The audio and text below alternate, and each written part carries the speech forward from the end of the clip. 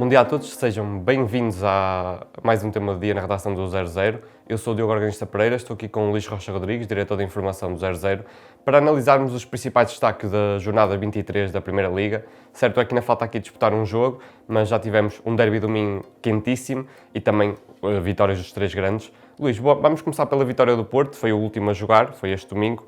Uma vitória magra, pela margem mínima, e eu pergunto-te se este resultado denota algumas dificuldades do conjunto de Farioli. Bom dia. Dificuldades só no capítulo da finalização, porque é um resultado que peca por escasso, foi um Porto claramente superior e um Porto a criar muito, algo que até nos últimos jogos nem se tem visto tanto, tem sido um Porto mais pragmático. Desta vez parece-me que vem aqui, não vou dizer ao fulgor do início da época, mas bem mais próximo disso, a criar muitas oportunidades, a poder ter tido uma noite tranquila, e eu diria que em condições normais tinha ganho, como os rivais ganharam por 3-0, o jogo era jogo mais ou menos para isso.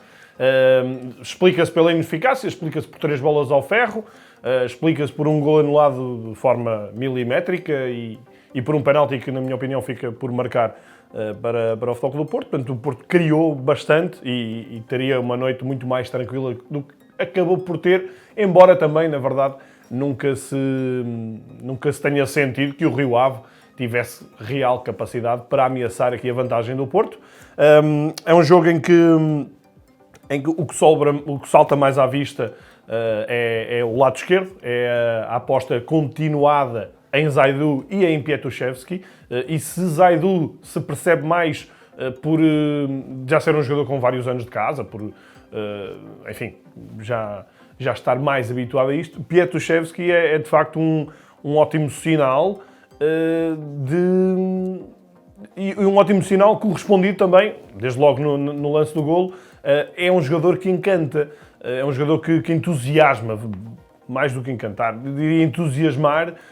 Tem, obviamente, ainda muita coisa para trabalhar, mas acho que é uma aposta que já se viu que não é para o futuro, é uma aposta para o imediato, e tiro o chapéu a quem o descobriu, tiro o chapéu a quem o contratou, porque de facto está aqui um jogador com ótimas credenciais para as próximas épocas do Porto.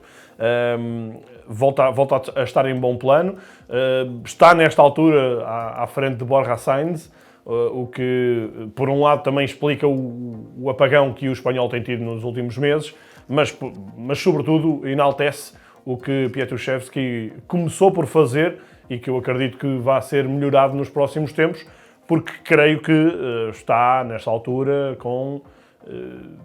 enfim, não vou dizer que tem vantagem em relação ao espanhol, porque obviamente estamos a aproximar-nos de jogos muito importantes, e acredito que Farioli vai fazer uma gestão aqui mais mista nesta posição. Até porque o polaco não está inscrito na Liga Europa e pode haver aqui uma rotatividade. Sim, mas até mesmo a nível interno, há a taça e os jogos na Luz e em Braga para o campeonato, portanto, aí se calhar poderá haver um Borja Sainz novamente, mas com outro fulgor, também com outra frescura. A época é longa, mas acho que Piatusevski é a grande nota deste jogo. Depois não deixo de reparar que nas explicações de Farioli no final do jogo, Parpites, claramente quinto homem, e volta aqui a haver Pablo Rosário, quando a chegada de Tiago Silva parecia adivinhar que Pablo Rosário passaria a contar só para o meio campo, mas é ainda assim o quarto central do plantel, ainda que o treinador tenha elogiado o Parpites, a sua predisposição nos treinos, a sua importância também nesse capítulo, mas é um jogador que se nota que o treinador ainda não confia totalmente. Depois também foi interessante a parte em que falou sobre os homens da frente, e a questão do Rodrigo Mora ter ali aparecido. Acho que não é difícil adivinhar isto, mas acho que as palavras de Farioli são ainda mais sintomáticas de que Mofi vai ser o seu ponta de lança em março, imagino eu. Denis Gul faz um bom jogo, um jogo a toda a linha, muito colaborativo, muito disponível para a pressão, a servir companheiros também e a marcar no tal lance.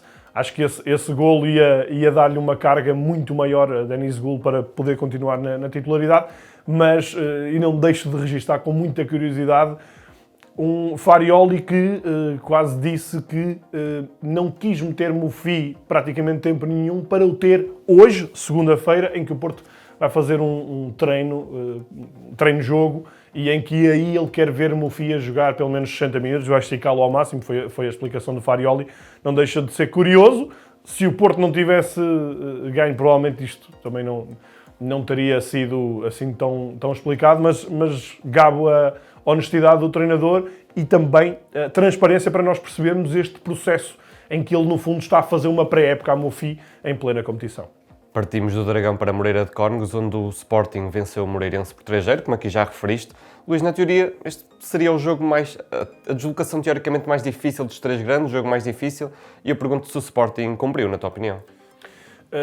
Sim, cumpriu, e essa teoria, o jogo mais difícil destes três, nesta jornada, acaba por, obviamente, sair, os outros jogaram em casa, mas foi uma boa altura para o Sporting ir a Moreira de Cónegos, isto na perspectiva do Sporting, porque este Moreirense acho que se ressente da ausência do Schettino, da saída de Schettino.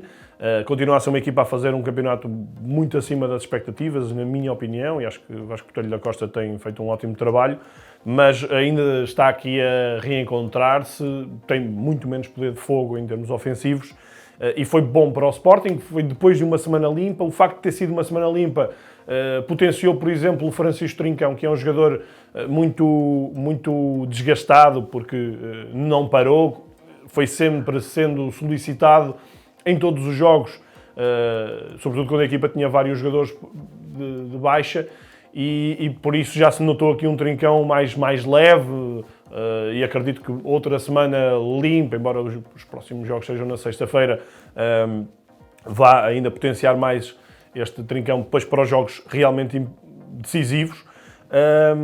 Mas denoto desde logo um jogo que o Sporting ganhou naturalmente, com o Sporting a entrar muito bem, até o início de jogo é se calhar o melhor momento do Sporting, não concretizado em golos, mas depois a equipa conseguiu chegar lá naturalmente, sem grandes sobressaltos, uma vitória muito tranquila.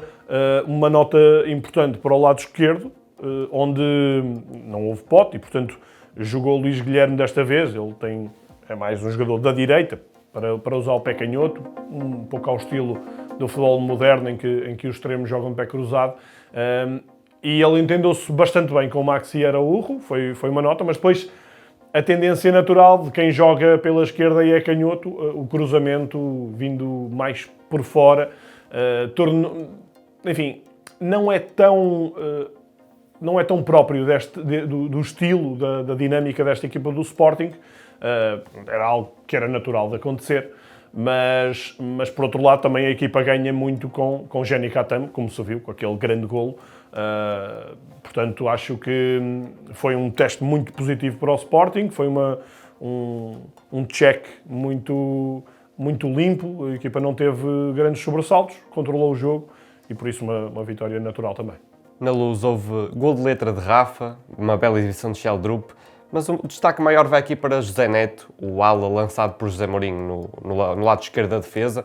E eu pergunto-te assim, Luís, se Mourinho aproveitou para ganhar aqui uma nova opção para as laterais. E até Bá. Pois é isso, Bá também. Bá volta, primeiro jogo da época, marca, foi, acredito, bastante especial para o dinamarquês. Acho que José Mourinho consegue aqui uma gestão relativamente tranquila. Eu diria que Pavlidis esteve tempo a mais em jogo, tendo em conta que o jogo estava resolvido ao intervalo, como se viu com a saída de Otamendi. A equipa estava com tudo absolutamente controlado, um Aves praticamente inofensivo, e notou-se que José Mourinho e Pavlidis quiseram aproveitar o facto de jogarem contra o último classificado para poder Pavlidis marcar aqui 1 ou 2 golos e continuar na liderança da lista de melhores marcadores. Não aconteceu, aliás até foi apanhado por Luís Soares, e acho que saiu um bocado tarde demais. porque ainda no jogo frente ao Real Madrid a meio da semana se sentiu um Pavlidis novamente desgastado, um pouco o que falávamos há pouco do Trincão, também se aplica aqui com Pavlidis, mas diria que é a única nota menos positiva do lado do Benfica. Quanto a José Neto, eu acho que de todos estes jovens que estão a aparecer no Benfica e que o José Mourinho vai lançando aos poucos, José Neto acredito que seja o jogador que tem mais potencial para a curto prazo ser uma opção efetiva, uma opção titular. Portanto, estou muito curioso, acho que faz um jogo muito bem conseguido. É verdade que tem 17 anos, é verdade que convém também não apressar estes jogadores, mas há jogadores que não enganam. Ainda há pouco estávamos a falar de Piatuszewski, em que poderá até já estar à frente de Borja Sainz, e aqui José Neto eu também não estou a ver que vá demorar muito tempo, com um treinador que tenha vontade de o lançar e de o efetivar no 11, a ser um jogador para ser titular do Benfica. Claro que não vai ser no Bernabéu, mas acredito que vai discutir a titularidade com o Dala até ao final da temporada. Voltamos agora ao norte do país, mais concretamente à Pedreira, onde houve um quentíssimo derby do Minho. O Sporting Clube Braga venceu por 3-2. Foi um jogo muito agitado, animado até ao final. E eu pergunto-te, Luís, se esta vitória bracarense é justa, se adequa. Adequa-se ao facto de ser claramente melhor plantel, ter melhores executantes. Desde logo sobressaem nos golos, sobressaem todo o futebol do Braga. A dupla Zalazar e Ricardo Horta, nós temos falado disto ao longo da época, e são de facto dois jogadores que, além de se entenderem muito bem quando andam no mesmo espaço no campo, têm um nível técnico, um nível de decisão muito acima da média. De facto, é um regalo ver Zalazar com Ricardo Horta. No caso de Zalazar até foi muito importante este bis, não apenas por causa do penalti falhado nos descontos na Taça da Liga, mas também porque passa uma semana complicada, em que foi criticado pelos adeptos pelo facto de ter dado uma entrevista a um jornal espanhol em que abordou o Real Madrid-Benfica. Acho que foi importante para ele dizer que está ali de pedra e cal. É obviamente um jogador, se calhar o jogador com mais mercado para no verão sair, sobretudo tendo em conta que provavelmente, quase certeza, vai ao Mundial. Portanto, acho que foi um ótimo jogo para Zalazar. Mas globalmente foi um jogo muito intenso, muito interessante. Há um grande crescimento da equipa do Vitória. Claro que é alicerçada com aquele triunfo na Taça de Liga, mas nota-se que há aqui um trabalho do Luís Pinto por uma equipa que ninguém dava nada, e a verdade é que em termos classificativos está praticamente a meio da tabela e já está quase fora da luta pelo quinto lugar, que volta a ser do Gil Vicente porque perde esta jornada. Portanto, o Braga aproveita este derby para voltar ao quarto lugar, que quase certeza será o seu lugar no final da temporada. Mas o Vitória, mais do que isto, parece que está a lançar novamente bases para o futuro. Volta a ter jogadores em ótimo plano, Saviolo, Diogo Sousa no meio campo. Agora, de parte a parte, é curioso que as duas equipas, por um lado, têm capacidade, por outro lado, são premiáveis para, assim que marcam, sofrem. Aconteceu depois do 1-0, aconteceu depois do 2-1. Mas são equipas com... Aliás, depois do 2-2, desculpa. Ou seja, o Braga faz 1-0, logo a seguir sofre 1-1. O Vitória empata 2-2 e logo a seguir sofre 3-2. Portanto, capacidade por um lado, permeabilidade pelo outro. Foi um jogo que não teve assim tantas oportunidades quanto isso. Aliás, em remates 7-9 e em cantos 0-2. Portanto, não teve estes... Normalmente, quando há um 3-2, olha-se para muitos remates, para muitos cantos. E nem aconteceu isso, mas foram 90 minutos que eu honestamente deliciei-me a ver, porque foi bastante intenso, bastante emotivo e valeu bem a pena, como costumam valer estes derbys do Minho, que sabem muito bem ao nosso futebol. Para fechar este tema do dia, vamos olhar para o lado oposto da tabela, para o fim, para o fundo, e pergunto-te, Luís, para encerrar, quem foi o grande vencedor da ronda na luta para a manutenção diz respeito? O Casa Pia ainda vai jogar hoje à noite, frente ao Famalicão, por isso o Casa Pia pode aproveitar um bocadinho para descolar lá de baixo, mas o grande vencedor é o Tondela, que ganha fora logo no arranque da jornada, na Amadora, com uma vitória sólida. Um Tondela que vinha de 3 empates, que conseguiu catapultar-se naquele jogo contra o Benfica, e podia ter ter ganho os jogos seguintes, mas que está aqui com uma nova vida. Eu estava a ver o Tondela, estava desde a jornada 13 abaixo da linha d'água, portanto, em zona de descida direta. Volta 11 jornadas depois lá ao lugar de play-off. Nunca esteve acima do lugar de play-off, mas a verdade é que o calendário próximo do Tondela é muito interessante para esta luta pela manutenção. Porque nos próximos 4 jogos, o Tondela joga 3 vezes em casa e uma fora. Fora em Alvalade. Em condições normais, será um jogo em que o Tondela perderá. Em condições normais, volto a dizer. Mas em casa tem 3 jogos. São contra Santa Clara, Rio Ave e Aves. Todos estes jogos em que, se o Tondela ganha 2 destes jogos, por exemplo, consegue, quase certeza, ir para a zona de salvação.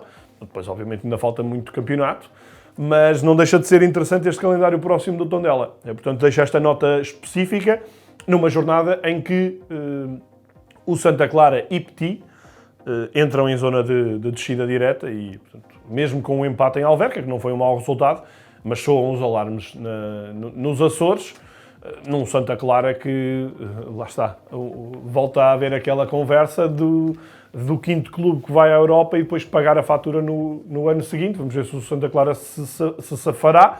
Tem garantidamente plantel para se safar, mas às vezes entrar nesta espiral negativa depois não é fácil sair de lá. Obrigado, Luís. Obrigado a todos que nos assistiram. Esta jornada foi, aliás, a jornada 23 foi o alvo deste tema do dia, porque no ataque rápido não vai ser debatida, vai ser um tema diferente, será a centralização. Recomendo também que passem por lá para ver, que mal esteja disponível. Além disso, temos também um novo episódio do Canto Sporting, dedicado ao universo leonino. Fique connosco, fique com o 00.